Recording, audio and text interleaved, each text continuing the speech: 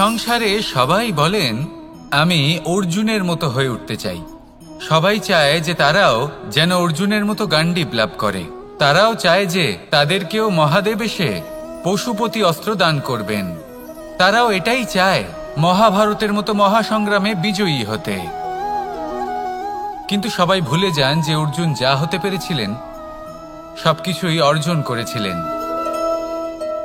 যদি আপনিও অর্জুনের মতো গান্ডীব লাভ করতে চান তবে আপনাকেও তার মতোই শ্রেষ্ঠ কাঠ নির্বাচন করতে হবে। সেই কর্ম আপনাকেই করতে হবে।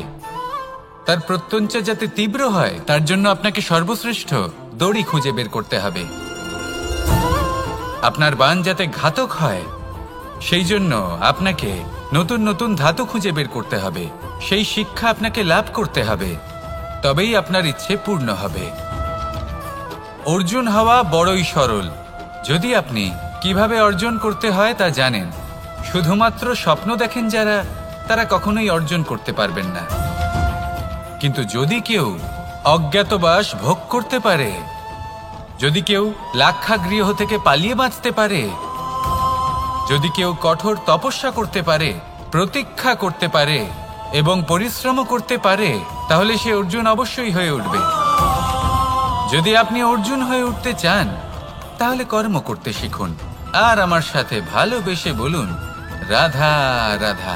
কি ওই মাকড়সার জাল দেখতে পাচ্ছেন? মাকড়সারা ভীষণ পরিশ্রম করে এটা তৈরি করে। নিজের শরীরের রস দিয়ে এই জাল বোনে। আপনি কি এটার উদ্দেশ্য জানেন? আসলে মাকড়সা এই জালে ছোট কীটপতঙ্গ ধরে তাদেরকে খাদ্যরূপে গ্রহণ করে। কিন্তু আপনি কি এই কথা জানেন যে একদিন মাকড়সা নিজেই নিজের জালে জড়িয়ে মৃত্যুবরণ করে থাকে? বলুন কি করেন আপনি এই জাল দেখতে পেলে? দেখতে পেলেই মুছে ফেলেন এর অস্তিত্ব, তাই না? তেমনি অন্যদিকে পাখির বাসা। পাখিরাও ভীষণ পরিশ্রম করে এটা তৈরি করে। কিন্তু যদি পাখি একদিন এটা ছেড়ে চলে যায় তাহলেও লোকে এটা নষ্ট করে দেয় না। কারণটা কি? এর কারণ হলো এর নির্মাণ জীবন সঞ্চারের জন্য করা হয়েছিল, নষ্ট করার জন্য নয়। তাই মনে রাখবেন,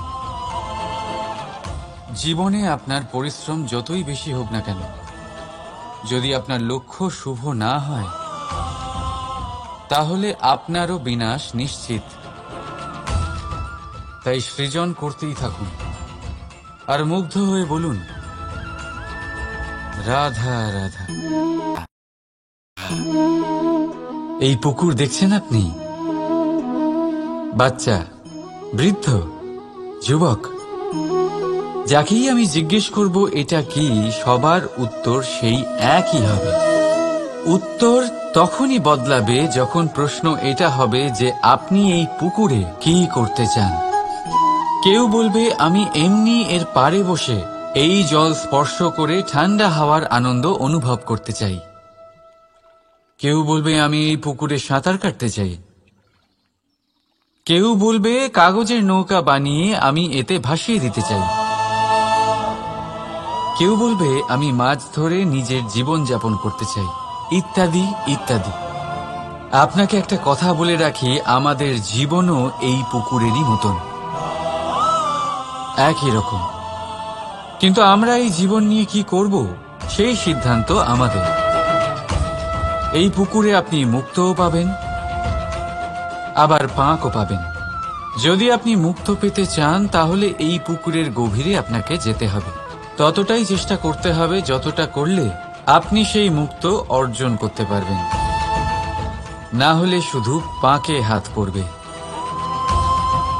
তাই যা আমি সর্বদা বলে থাকি, সিদ্ধান্ত আপনার।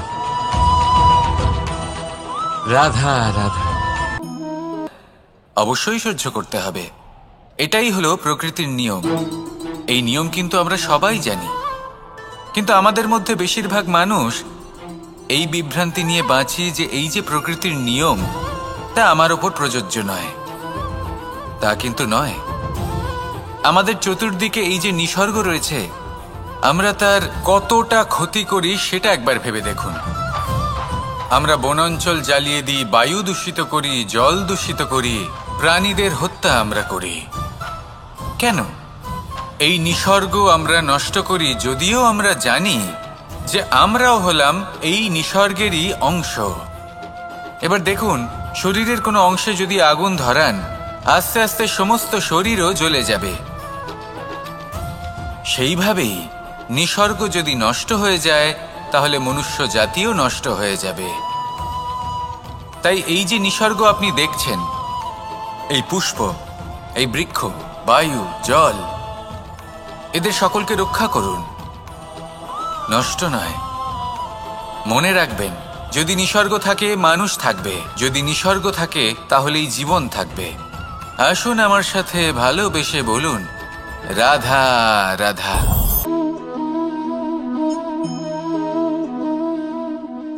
আপনার কি মনে হয় আমি কি করছি? আপনি বলবেন আমি প্রদীপ জ্বালাচ্ছি, সঠিক। কিন্তু প্রশ্ন হচ্ছে যে আমি কি আপনাকে বলেছি যে একে প্রদীপ বলা হয়? না। এই প্রদীপ কি নিজেই নিজের পরিচয় আপনাকে দিয়েছে? না। তাহলে আপনি কি করে জানলেন যে একে প্রদীপ বলা হয়? উত্তর হচ্ছে প্রকাশ, যে স্বয়ং জ্বলে অন্ধকারের মধ্যে সংসারকে পথ দেখায়, সেটাই প্রদীপ। যা নিরাশার মাঝে আশার আলো প্রদর্শন করে, সেটাই প্রদীপ। অপর দিকে আছে সাপ, যাকে না দেখেও তার ফনার আওয়াজ শুনেই লোকে ভয় পেয়ে যায়। তার মানে ব্যক্তির পরিচয় তার কর্মের দ্বারা পাওয়া যায়। তাই আপনার এটা বলার প্রয়োজন নেই যে আপনার পরিচয় কি। এটা আপনার কর্মই নিশ্চিত করবে যে লোকে আপনাকে প্রদীপ ভেবে ভালোবাসবে নাকি সাপ ভেবে ভীত হয়ে থাকবে। রাধা রাধা। সময় কত বিচিত্র হয়। সময় আমাদের পক্ষে থাকলে আমরা নিজেদের রাজা মনে করে নিই, আর সেই সময় যদি বিপক্ষে চলে যায় তাহলে নিঃস্ব হতে সময় লাগে না। তাই মানুষের একটা অভ্যেস আছে, খারাপ সময়ের জন্য কিছু সঞ্চয় করা। আত্মীয়, বন্ধু খারাপ সময় পাশ থেকে সরে যায়। যশ, মান প্রতিকূল সময় চিরস্থায়ী হয় না। তাই মানুষ মনে করে অর্থ সঞ্চয় করাই শ্রেয়। অর্থের কোনো হৃদয় নেই যা সময়ের সাথে পরিবর্তিত হবে। সংসার বলে সর্বদা অর্থ সঞ্চয় করতে থাকুন। খারাপ সময় অবশ্যই কাজে লাগবে, কিন্তু আমি বলবো শুভ কর্ম করতে থাকুন, আনন্দে থাকুন, নিজের ওপর আর ঈশ্বরের ওপরে বিশ্বাস রাখুন।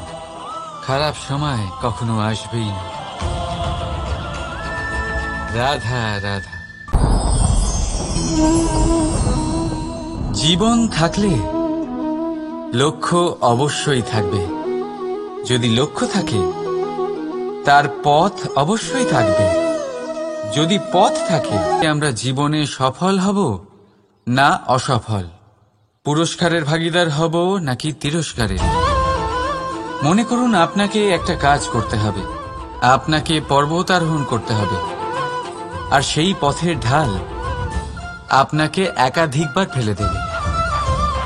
পাথর আপনাকে একাধিকবার আহত করবে। এই অবস্থায় কি করবেন? সাধারণ মানুষ বেছে নেয় প্রতিশোধ। সেই পর্বতকে নষ্ট করে দেওয়ার চিন্তা ভাবনা করে, তার ভিতকে নড়িয়ে দেওয়ার কথা ভাবে সেই মানুষ। কিন্তু পর্বতকে তো কেউ নষ্ট করতে পারে না। তাই অসফল হওয়ার সাথে সাথে কুখ্যাতিরও ভাগীদার হয়ে যায় সে। দ্বিতীয় পথ হল পরিবর্তন। যদি আপনি সেই পর্বত ভাঙার পরিবর্তে তাতে সোপান তৈরি করেন, তাহলে আপনিও সেই পর্বতে উঠতে পারবেন, অন্য কেউও তাতে উঠতে পারবে, আগামী প্রজন্মও তাতে উঠতে পারবে, আর সেই আগামী প্রজন্ম সর্বদা আপনার সুনাম করবে। তাই জীবনে প্রতিশোধ নয়, পরিবর্তন বাছুন, বদলা নয়, বদল বেছে নিন। আপনার বাধা আপনার বন্ধু হয়ে যাবে। রাধা রাধা। সমস্ত মানুষের জীবন কিছুটা সমান হয়। মানুষ জন্মগ্রহণ করে, তারপর চলতে শেখে, জীবনে এগিয়ে চলে, বার্ধক্য লাভ করে, তারপর সমাপ্ত হয়ে যায়। কিন্তু সেই ব্যক্তিরা কারা যারা প্রকৃত অর্থে মনুষ্য জীবন যাপন করেন? এনারা হলেন সেই ব্যক্তি যারা পড়ে গেলেও আবার উঠে দাঁড়ানোর চেষ্টা করেন, নিজের ভেঙে পড়া অস্তিত্বকে আগলে নিয়ে আবার একটা আকার দেবার চেষ্টা করেন, ভগ্ন আশাকে আবার একটা নতুন দিশা দেন, অসফল হওয়ার পরেও থামেন না, আবার এগোতে থাকেন। অসফল হওয়ার পরে যদি আপনি থেমে যান তাহলে সাফল্য আপনার সামনে অপেক্ষা করে, কিন্তু আপনি তা দেখতে পান না। তাই জীবনের সংঘর্ষে অংশগ্রহণ করতে শিখুন, জীবনের সংঘর্ষ থেকে পালাবেন না। আসুন আমার সাথে ভালোবেসে বলুন, রাধা রাধা। একবার একটা শেয়াল বনে বিচরণ করছিল। ও একটা ছোট্ট শাবক দেখতে পেল। ও ভাবল, আজ একেই আমি খাবার হিসেবে গ্রহণ করব। আশেপাশে দেখলো কেউ দেখছে না, তো কেউ ছিল না, আর সেই শাবকের ওপর আক্রমণ করল, যা হলো একটা ঘোর অপরাধ। বনের নিয়ম অনুসারে আপনি কখনোই শাবকের ওপর আক্রমণ করতে পারেন না। তারপর এই খবরটা যখন রাজা সিংহ জানতে পারলেন, সভার আয়োজন করলেন। কিন্তু সেখানে শেয়াল বলল, আমি তো এরকম কিছু করিনি। কিন্তু যদি আপনি এরকম বলেন, কোনো প্রমাণ দিন, এর কোনো সাক্ষী আছে? তখন রাজা সিংহ পেঁচাকে ডেকে পাঠালেন, যে সেই মুহূর্তে বৃক্ষের শাখার ওপর বসেছিল, সে সব কিছু দেখেছিল। পেঁচা সব সত্যি কথা বলল, আর শেয়ালকে মৃত্যুদণ্ড দেয়া হলো। এবার এই কাহিনী আমি আপনাকে কেন শোনালাম? কারণ মানুষও কখনো কখনো এরকম কর্ম করেন যা শিয়াল করেছে। এটা ভাবেন কেউ দেখছে না, যখন আমি অনুচিত কর্ম করতেই পারি। কিন্তু না, আপনি যাই করুন না কেন, কেউ না কেউ অবশ্যই তা দেখছে। কোনো ব্যক্তি না হলেও কোনো প্রাণী, না হলে কোনো যক্ষ বা দেব বা প্রেত। যদি এনারা কেউ না দেখেন, তাহলে ধরিত্রী মাতা দেখেন, যেখানে দাঁড়িয়ে আপনি সেই কর্ম করছেন, তাই না? তাই একটা কথা সবসময় মনে রাখবেন, কে দেখছেন কে দেখছেন না সেই বিষয়ে ভাবা ছেড়ে দিন। এটা খুব সহজ কথা। আপনি যদি উচিত কর্ম করেন, উচিত ফল পাবেন। যদি অনুচিত কর্ম করেন, তাহলে আপনি অনুচিত ফল অবশ্যই পাবেন। সেই জন্য উচিত পথে চলতে থাকুন, উচিত কর্ম করতে থাকুন, আর আমার সাথে ভালোবেসে বলুন, রাধা রাধা। আপনি কখনো কোনো বাজকে নিজের বাসা বানাতে দেখেছেন? এই বাজ যখনই কোনো বাসা বানায়, তখন উঁচু গাছের ডালে বা কোনো পর্বতের শিখরে বাসা বানায়, অনেক উচ্চতায়, আর সেখানে তার সন্তানও জন্মগ্রহণ করে। যখন এই সন্তানেরা জন্মায়, তখন এই বাজ খুবই ভালোবেসে এবং খুব সাবধানে এদের পালন পোষণ করে, নিজের ঠোঁট দিয়ে তাদের ঠোঁটে খাবার পরিবেশন করে। কিন্তু যেই সেই সন্তানেরা হৃষ্টপুষ্ট হয়ে যায় এবং সেই কথা বাজ নিজে বুঝতে পেরে যায়, সেই বাজ নিজেই সেই বাসা ছিন্ন ভিন্ন করে দেয়। সেই সন্তান যাদের সবেমাত্র ডানা গজিয়েছে, কিভাবে উড়তে হয় তারা জানে না, সেই সন্তানগুলিকে উচ্চতা থেকে ঠেলে দেয়। সেই সন্তান প্রথমে ভয়ভীত হয়ে যায়। তারা সামনে মৃত্যুকে দেখতে পেয়ে ভয়ের কারণে তাদের ডানা ঝাপটাতে থাকে, আর সেই প্রক্রিয়াতেই সেই সন্তানগুলি উড়তে শুরু করে দেয়। এবার এই ঘটনায় আমরা কি শিক্ষা পেতে পারি?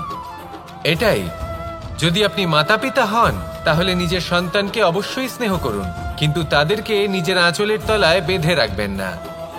যদি আপনি চান আপনার সন্তান জীবনে উন্নতি করুক, তাহলে নিজের মুঠো থেকে তাদের স্বতন্ত্র করে দিন, এই সংসারে সংঘর্ষ করতে দিন। সেই সন্তান নিজেই বুঝতে পারবে যে জন্মের সময় পাওয়া ডানা কি করে ব্যবহার করতে হয়, আর আপনার চোখের সামনে আপনার সন্তান এই আকাশে উড়তে থাকবে। তাহলে আসুন আমার সাথে ভালোবেসে বলুন, রাধা রাধা। সংসারে সবচেয়ে পবিত্র মানা হয় গঙ্গা জলকে। কখনো ভেবে দেখেছেন কেন? কারণ গঙ্গা জলের আবির্ভাব অত্যন্ত শুদ্ধ হয়, তার জন্ম শুদ্ধ হয়, যেখান থেকে তার শুরু সেটাই শুদ্ধ হয়। আর শুরুটা শুদ্ধ হওয়া অত্যন্ত আবশ্যক। আমাদের জীবনে সবই শুরু হয় আমাদের ভাবনা থেকে। নিজের ভাবনাকে শুদ্ধ রাখুন, কারণ এই ভাবনা থেকেই আবির্ভাব হয় শব্দের। আপনার শব্দ শুদ্ধ রাখুন, কারণ এই শব্দ দ্বারাই আপনার কাজ সম্পন্ন হয়। আপনার কাজ শুদ্ধ রাখুন, কারণ এই কাজ দ্বারাই তৈরি হবে আপনার স্বভাব। স্বভাব থেকেই তৈরি হয় আপনার অভ্যাস, আর অভ্যাস থেকে তৈরি হয় আপনার চরিত্র। আর এই চরিত্র সংসারের সমক্ষে এক আদর্শ হয়ে ওঠে। তাই ভাবনা থেকে আদর্শের এই যাত্রা শুভ তখনই হয়ে ওঠে যখন আপনার ভাবনা শুদ্ধ হয়। এই সংসারে, এই জীবনে নিজের ভাবনা শুভ রাখলে, শুদ্ধ করলে আপনার মন সুপ্রসন্ন হয়ে বলবে রাধা রাধা। মানুষ জন্মগ্রহণ করে, তার সাথে ভয়েরও জন্ম হয়। ছোটবেলা থেকেই আমাদের মনে কোনো না কোনো প্রকারের ভয় থেকেই যায়। কেউ এই বিষয়ে ভয় পায় যে তার কোনো বস্তু তার থেকে দূরে চলে যাবে। কেউ এই বিষয়ে ভয় পায় যে আমি নিজেকে হারিয়ে ফেলব। কেউ এই ভেবে ভয় পায় যে আমার প্রিয়জনেরা তারা যেন আমার থেকে দূরে না চলে যায়। কেউ এই ভেবে ভয় পায় যে আমরা যেন পথ না হারিয়ে ফেলি, আদি ইত্যাদি। কিন্তু সত্যি কথা বলতে, ভেবে দেখুন এই ভয় বাস্তবে কি? শুধুই একটা মনস্থিতি, আর কিছুই নয়। যা কিছু আপনি জীবনে পেয়েছেন তা একদিন আপনাকে হারাতে হবে। এই জীবন হলো আপনারই, কিন্তু তাও একদিন সমাপ্ত হবে। তাই ভয় পেয়ে কি লাভ?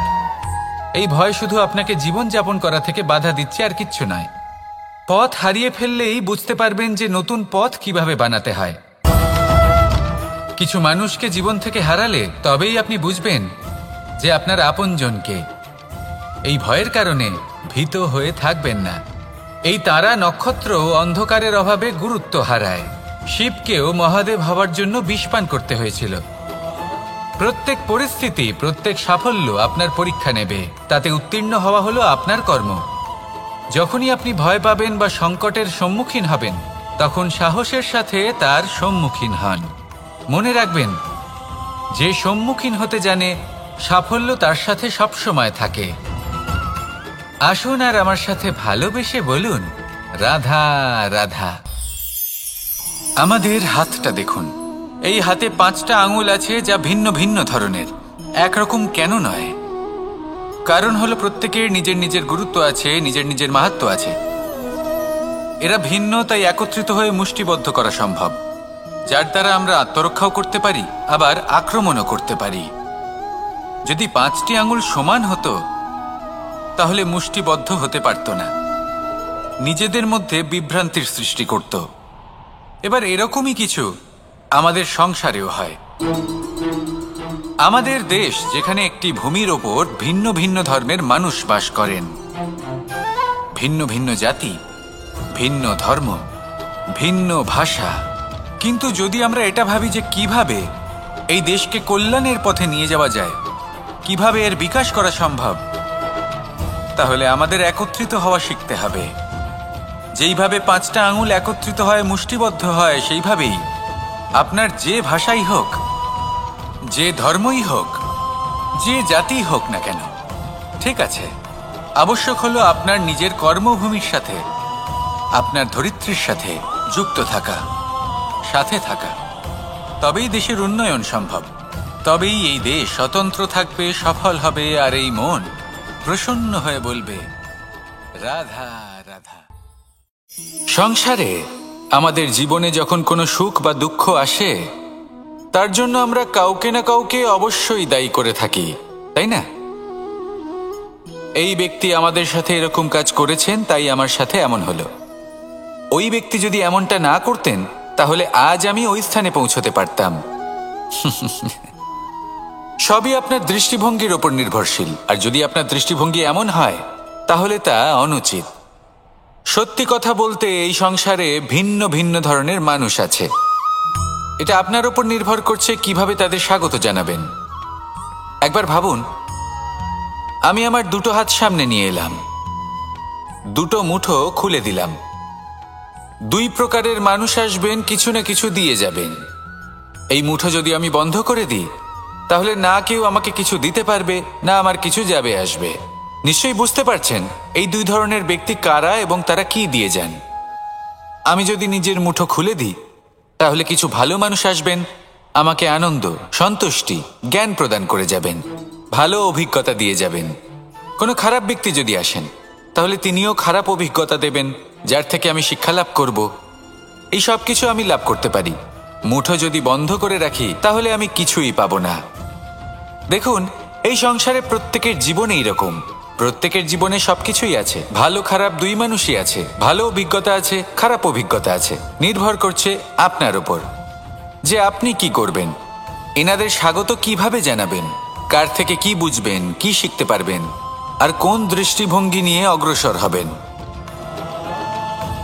এটাই নির্ধারণ করবে যে আপনার জীবন কেমন হবে। আসুন আমার সাথে ভালোবেসে বলুন, রাধা রাধা।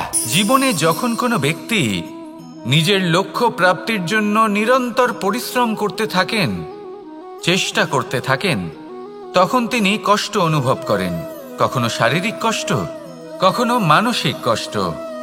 এবার উনি এটা ভাবতে থাকেন যে আমি কি উচিত করছি নাকি অনুচিত করছি। কারণ অন্যদিকে এমন একজন ব্যক্তিও আছেন যিনি একদমই পরিশ্রম, চেষ্টা করছেন না। তিনি মদিরা পান করেন, বিলাসিতায় জীবন কাটান, অলস প্রকৃতির হয়ে ওঠেন, নিদ্রাতে বিলীন হয়ে থাকেন আর ভাবেন যে তিনি সুখ লাভ করছেন। কিন্তু এরকম কেন হয়? কারণ যখন আমরা সৎ পথে থাকি, উচিত পথে চলি, লক্ষ্য প্রাপ্ত করার জন্য চেষ্টা করতে থাকি, তখন আমাদের ভেতরে থাকা নেতিবাচক শক্তি এবং পাপ এই দেহকে ত্যাগ করে দেয়। আর এই অনুভূতিটাই আমাদের দুঃখের অনুভূতি দেয়, কষ্ট দেয়। এবার সেখানে যদি আমরা কুপথে চলি, অনুচিত পথে চলতে থাকি, তাহলে আমাদের ভেতরে থাকা পুণ্য এবং ধনাত্মক শক্তি আমাদের দেহ ত্যাগ করে দেয়। আর এই অনুভূতির কারণেই আমরা সুখ অনুভব করি। কিন্তু কখনো ভাববেন যে এই সুখ বেশি সময় পর্যন্ত থাকে না। সেই জন্য সবসময় মনে রাখবেন, যদি আপনি জানেন যে এটাই আপনার লক্ষ্য, এটাই উচিত পথ, শুভ পথ, তাতে নিরন্তরভাবে এগিয়ে যেতে চেষ্টা করতে থাকুন। এই কষ্ট আপনাকে সুখের পরাকাষ্ঠায় কখন পৌঁছে দেবে তা আপনি জানতেই পারবেন না। আসুন আমার সাথে ভালোবেসে বলুন, রাধা রাধা। প্রত্যেক মানুষ নিজের জীবনে হীরক তথা হিরে এবং দর্পণ এই দুই দেখেছেন। এই দুই হলো সাদা এবং এরা দুজনেই আলোর প্রতিফলন ঘটায় এবং এরা দুজনেই উজ্জ্বল হয়ে ওঠে। আপনি হয়তো মনে মনে ভাবছেন যে এটা কি ধরনের তুলনা করছি। একটা হিরে তো রত্ন, তার মূল্য দর্পণের থেকে অনেক গুণ বেশি। কিন্তু হিরে থাকাতে দর্পণের মূল্য কিন্তু কোনো অংশে কমে যায় না, তাই না? মানুষ যখন হিরে নিজের হাতে নেয় তখন সবার আগে কি খোঁজে? দর্পণ, যাতে তার মধ্যে দিয়ে দেখে সে বুঝতে পারে যে সেই হিরে আদৌ তার শোভাবর্ধন করছে কিনা, তাকে ভালো দেখাচ্ছে কিনা, প্রসাধনের জন্য সেটা ব্যবহার করা ঠিক হবে কিনা। অর্থাৎ হীরের উপস্থিতিতে দর্পণের গুরুত্ব কম হলো না। দর্পণের কারণে হীরের মূল্য বোঝা গেল। আমাদের জীবনেও ঠিক এরকমই ঘটে। আপনারা যদি সংসারে নিজের আশেপাশে দেখেন, এমন অনেক মানুষ দেখতে পাবেন যারা নিজেদের ক্ষেত্রে মহান স্থানে পৌঁছেছেন, নিপুণ এবং শ্রেষ্ঠ হয়েছেন। আর তাদের মধ্যে আপনার নিজের মনে হয় যেন আপনি হলেন দর্পণ। নিজেকে ছোট মনে করবেন না। আপনার মূল্য কম হচ্ছে না, আপনার নিজস্ব মূল্য আছে। আর যদি আপনার অস্তিত্ব না থাকে তাহলে ওনাদের অস্তিত্বের মূল্য সংসার বুঝতেই পারবে না। জীবনে সবসময় চেষ্টা করবেন যাতে আপনি আরো বেশি শ্রেষ্ঠ হয়ে উঠতে পারেন। আপনি নিজে যে স্থানে আছেন সেটাকে ছোট মনে করবেন না, তারও নিজস্ব একটা মূল্য আছে। যদি আপনি হিরে হয়ে থাকেন তাহলে অহংকার করবেন না, যদি আপনি দর্পণ হয়ে থাকেন তাহলে নিজেকে ছোট মনে করবেন না। আসুন আর আমার সাথে ভালোবেসে বলুন, রাধা রাধা। মানুষ জন্মগ্রহণ করে, তার সাথে ভয়েরও জন্ম হয়। ছোটবেলা থেকেই আমাদের মনে কোনো না কোনো প্রকারের ভয় থেকেই যায়। কেউ এই বিষয়ে ভয় পায় যে তার কোনো বস্তু তার থেকে দূরে চলে যাবে, কেউ এই বিষয়ে ভয় পায় যে আমি নিজেকে হারিয়ে ফেলব, কেউ এই ভেবে ভয় পায় যে আমার প্রিয়জনেরা তারা যেন আমার থেকে দূরে না চলে যায়, কেউ এই ভেবে ভয় পায় যে আমরা যেন পথ না হারিয়ে ফেলি, আদি ইত্যাদি। কিন্তু সত্যি কথা বলতে ভেবে দেখুন, এই ভয় বাস্তবে কি? শুধুই একটা মনস্থিতি, আর কিছুই নয়। যা কিছু আপনি জীবনে পেয়েছেন তা একদিন আপনাকে হারাতে হবে। এই জীবন হলো আপনারই, কিন্তু তাও একদিন সমাপ্ত হবে। তাই ভয় পেয়ে কি লাভ? এই ভয় শুধু আপনাকে জীবনযাপন করা থেকে বাধা দিচ্ছে, আর কিচ্ছু নয়। পথ হারিয়ে ফেললেই বুঝতে পারবেন যে নতুন পথ কিভাবে বানাতে হয়। কিছু মানুষকে জীবন থেকে হারালে তবেই আপনি বুঝবেন যে আপনার আপনজনকে। এই ভয়ের কারণে ভীত হয়ে থাকবেন না। এই তারা নক্ষত্র অন্ধকারের অভাবে গুরুত্ব হারায়। শিবকেও মহাদেব হওয়ার জন্য বিষ পান করতে হয়েছিল। প্রত্যেক পরিস্থিতি, প্রত্যেক সাফল্য আপনার পরীক্ষা নেবে, তাতে উত্তীর্ণ হওয়া হলো আপনার কর্ম। যখনই আপনি ভয় পাবেন বা সংকটের সম্মুখীন হবেন, তখন সাহসের সাথে তার সম্মুখীন হন। মনে রাখবেন, যে সম্মুখীন হতে জানে সাফল্য তার সাথে সবসময় থাকে। আসুন আর আমার সাথে ভালোবেসে বলুন, রাধা রাধা। এই সংসারে সব থেকে বেশি কোমল বস্তু হলো রেশম। এই রেশম এতটাই কোমল হয় যে এর পুরো একটা থান শুধুমাত্র একটা হাতে ধরা সম্ভব। কখনো ভেবে দেখেছেন এই রেশম কিভাবে হয়? একটি কীট তার লালার দ্বারা উৎপন্ন হয়।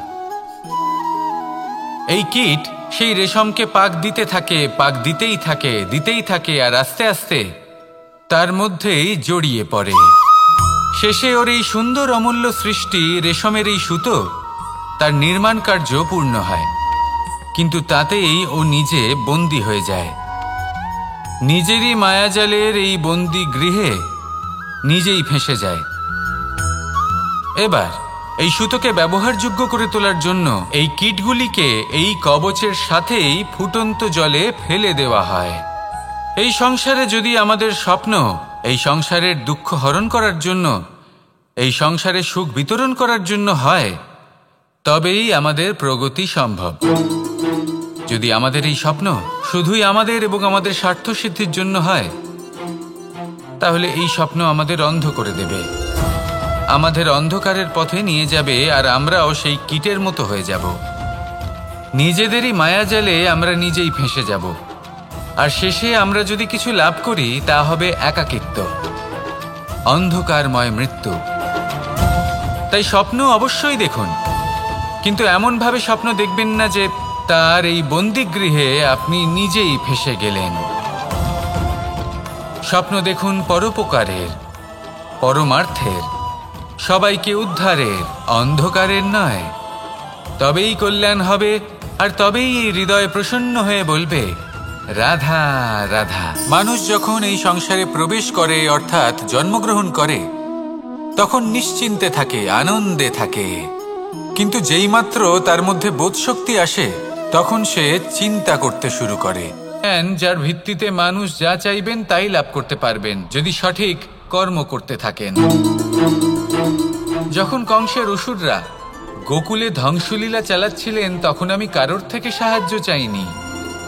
আমি দাঁড়িয়েছিলাম এবং আমি তার বিরোধিতা করেছিলাম। সবাই বলেন যে আমি ছোট্ট একটা আঙুলে গোবর্ধন পর্বত তুলেছিলাম, কিন্তু আমি কি ওখানে একা ছিলাম? কখনোই নয়। আমার সাথে অসংখ্য গোকুলবাসী, অসংখ্য বর্ষণাবাসী ছিলেন। নিজের হাতে একটা লাঠি নিয়ে। ওনাদের মনোবল, ওনাদের আশীর্বাদ আমার সাথে ছিল। মহাভারতে আমি শুধুই শিক্ষক ছিলাম, আমি শুধুই শিক্ষা দিয়েছি। লক্ষ্য সাধন করেছে অর্জুনই, যুদ্ধ করেছে অর্জুনই এবং জয়ী হয়েছে অর্জুনই। আমি শুধুই শিক্ষা দিতে পারি। অবশেষে আপনাকে শুধু এটুকুই বুঝতে হবে যে ঈশ্বর সবকিছু করতে পারেন না, করতে হবে আপনাকে।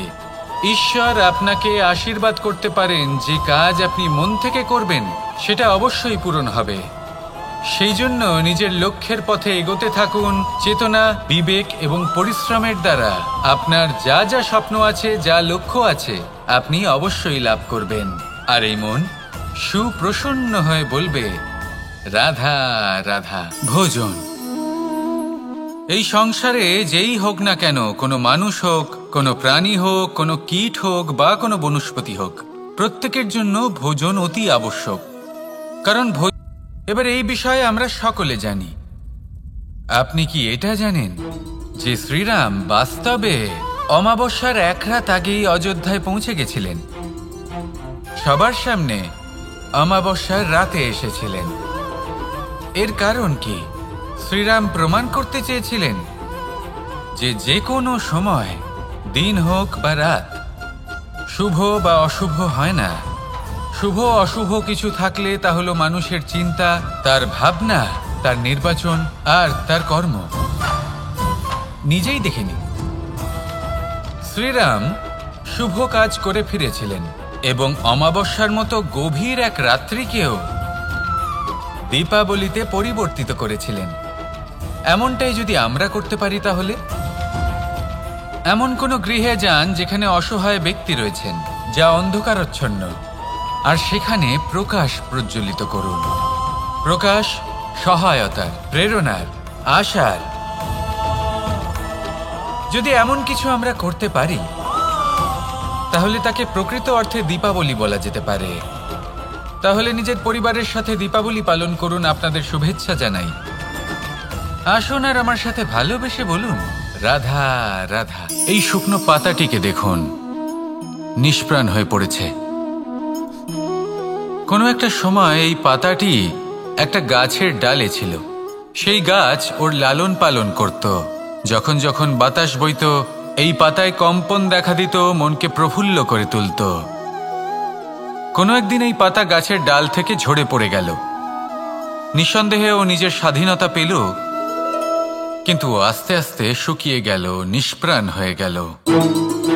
দেখুন, আমি এই কথা বলছি না যে স্বাধীনতা অনুচিত, কখনোই না।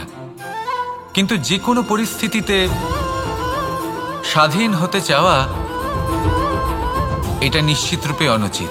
আমরা যদি আমাদের জীবনে পরিবারের গুরুত্ব ভেবে দেখি, তাহলে এই পরিবারে যতই মতভেদ থাকুক না কেন, যতই মনোমালিন্য থাকুক না কেন, যতই বিবাদ থাকুক না কেন, এই সব মিটিয়ে নেওয়া অত্যন্ত প্রয়োজনীয়। সেই সব কিছু সমাপ্ত করা অত্যন্ত প্রয়োজনীয়। কখনো এই পরিবারকে ভাঙতে দেবেন না, কখনো এই পরিবার থেকে দূরে চলে যাবেন না। এই পরিবার হলো আমাদের জীবনের একটা অমূল্য সম্পদ, অমূল্য এক আশ্রয়, যা এই সংসারে হয়তো কোথাও আপনি পাবেন না। তাই একে আগলে রাখুন। ভেবে নিন, আপনি পাতা আর আপনার পরিবার সেই গাছ। আসুন আমার সাথে ভালোবেসে বলুন, রাধা রাধা। পাখি কখন জন্ম নেয়, কখন উড়তে শেখে, কে জানে কি হবে আদি ইত্যাদি, এই সব ভাবনায় আমরা মগ্ন হয়ে যাই। কিছুটা এমনভাবে মগ্ন হই যে বর্তমানের কর্মের এই জীবনের যাত্রাপথে সেই সময়ের আনন্দ উপভোগ করতে ভুলে যাই। এবার দেখুন একটা পাখি কি করে। ওর কর্ম হলো গান গেয়ে চলা। ওই পাখি গেয়ে চলে, কেউ ওর গান শুনুক বা না শুনুক, কেউ আদৌ শুনছে কিনা সেই বিষয়টা নিয়ে সেই পাখির কিছুই যায় আসে না। সেই পাখি নিজের কর্ম করতে থাকে। হয়তো সেই জন্যই আপনি কখনো কোনো পাখিকে কাঁদতে দেখবেন না। এরকমই আপনাকে নিজেকে গড়ে তুলতে হবে। প্রথমে নিজেকে জিজ্ঞেস করুন, এই যে কর্ম আমি করতে চলেছি সেটা কি উচিত? যদি আপনার মনে হয় সেটা উচিত, তাহলে সেটা প্রমাণ করুন। এটা ভাববেন না যে এই সংসার কি ভাববে, আসুন আর আমার সাথে ভালোবেসে বলুন, রাধা রাধা। যদি আমি আমার চোখ বেঁধে কোনো একটা নির্দিষ্ট দিকে নিজের সমস্ত শক্তি প্রয়োগ করে ছুটে যাই, তাহলে কি হবে? আমি কোথাও ধাক্কা খেতে পারি, নিজের ক্ষতি করতে পারি, কোথাও পড়ে যেতে পারি, তাই না? অর্থাৎ এটা নিশ্চিত এই কাজ আমার করা উচিত নয়। কিন্তু আজকের দিনে প্রত্যেকটা মানুষ এই কাজই করছেন, তাই না? কোনো কাজ করার পূর্বে সেই কাজের বিষয়ে সম্পূর্ণ তথ্য কোথায় সংগ্রহ করছেন? শুধু এটুকু জানেন যে এই কাজটা করলে কত ধন অর্জন করবেন আর কত নাম হবে, আর ব্যাস সামনে এগিয়ে যান। এটা উচিত নয়। পূর্ণরূপে যে কোনো কাজ করার আগেই সেই কাজের বিশ্লেষণ করে নেওয়া উচিত, তা বুঝে নেওয়া উচিত, এবং সেই বিষয়ে অবশ্যই খেয়াল রাখা উচিত যে আপনার শরীর এবং আপনার মন এই কাজ করার জন্য কি প্রস্তুত রয়েছে। যদি তা না হয় তাহলে প্রথমে নিজেকে শুধরে নিন, তারপরে সেই কাজ করুন। যদি এইভাবে জীবনে সামনে এগোন, তাহলে সাফল্যের সম্ভাবনা জীবনে অনেক বেশি বেড়ে যাবে। তাহলে এটাই করুন আর আমার সাথে ভালোবেসে বলুন, রাধা রাধা। এই সংসারে সাফল্য লাভ করার জন্য জ্ঞানের প্রয়োজন হয়, পরিশ্রমের প্রয়োজন হয়, দৃঢ় নিষ্ঠার প্রয়োজন হয়, নিরন্তর চেষ্টা করা প্রয়োজনীয়।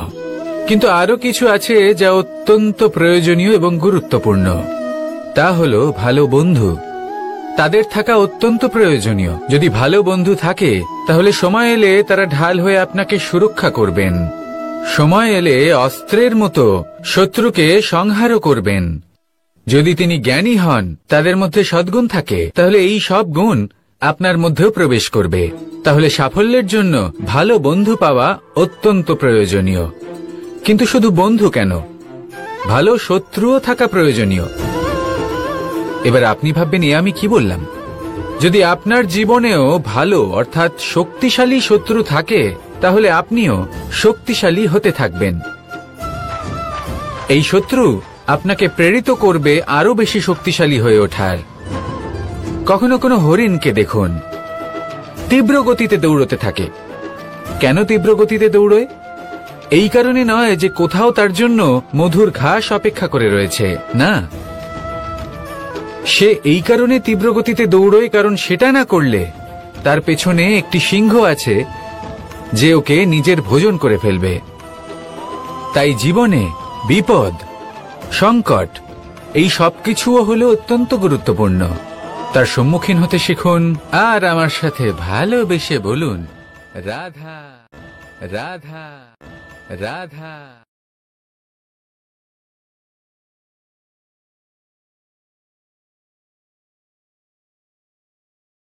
লক্ষ্যে পৌঁছানো অত্যন্ত কঠিন হয়। কেউ ভাবেন যে কেন এত কঠিন হয়, কেন এত কষ্ট করতে হয় লক্ষ্যে পৌঁছানোর জন্য। এই লক্ষ্য সরলভাবে কেন আমার কাছে চলে আসে না?